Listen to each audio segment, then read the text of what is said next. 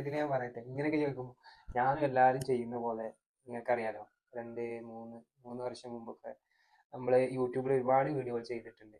നമ്മൾ തന്നെ വാഹനത്തിന് പെയിന്റ് അടിക്കുന്ന വീഡിയോ, അങ്ങനത്തെ കാര്യങ്ങളൊക്കെ നമ്മൾ ചെയ്തു.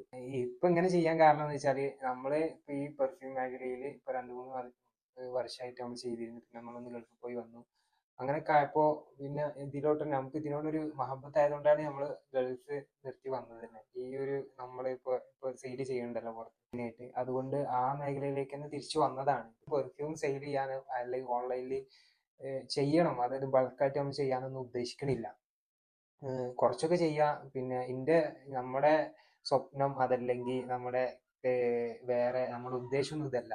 സത്യം പറഞ്ഞാൽ അതൊക്കെ വേറെയാണ്. അപ്പൊ നമ്മള് വീഡിയോസ് ഇങ്ങനെ ഇങ്ങനെ വഴിതിരിഞ്ഞ് അങ്ങനെ പൊക്കോളും. അപ്പൊ നമ്മൾ തുടങ്ങുമ്പോൾ കുറച്ച് നമുക്ക് ഫോളോവേഴ്സും അതുപോലെ തന്നെ നമ്മൾ വീഡിയോ കാണുന്നവർ, നമ്മൾ 3 വർഷമായിട്ട് യൂട്യൂബിൽ വീഡിയോ ഒന്നും ഇട്ടിട്ടുണ്ടായിരുന്നില്ല. അതുകൊണ്ടൊക്കെ നമ്മള് കാര്യങ്ങളൊക്കെ കുറവാണ്.